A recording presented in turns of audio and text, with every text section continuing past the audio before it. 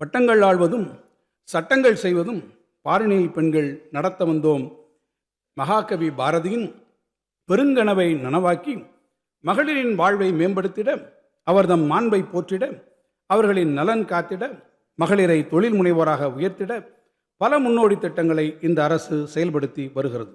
தமிழ்நாடு அரசின் முத்திரை திட்டங்களில் முதன்மையானது கலைஞர் மகளிர் உரிமை திட்டம்.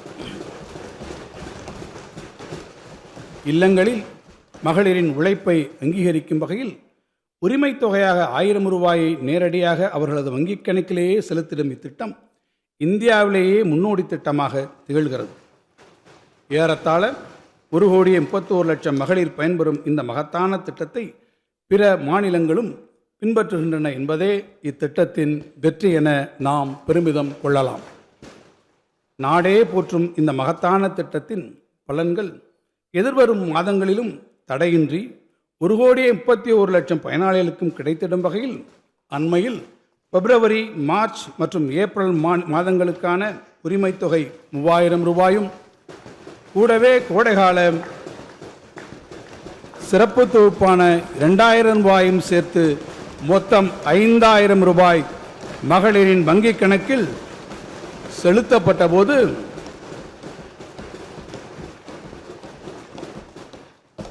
தமிழ்நாடே இன்ப அதிர்ச்சியில் உறைந்து போனது.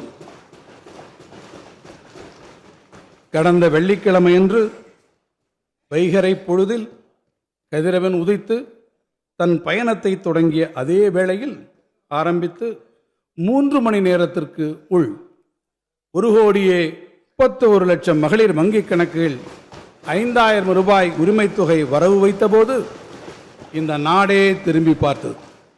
மக்கள் மகிழ்ச்சி கடலில் திளைத்தனர். எதிர்காலத்தில் வரக்கூடிய தடைகளையும் நிகழ்நேரத்தில் கணித்து அவற்றையெல்லாம் தகர்த்து தன் குடிமக்களை காத்திடும் ஓர் உன்னத தலைவரை பெற்றது தமிழ்நாட்டின் நல்வாய்ப்பு.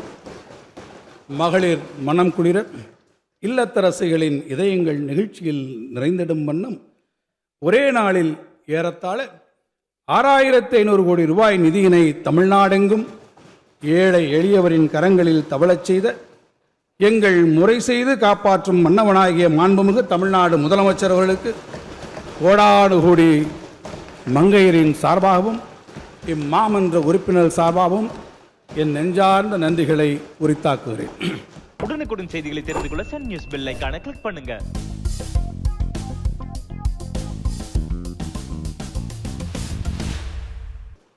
மகளிர்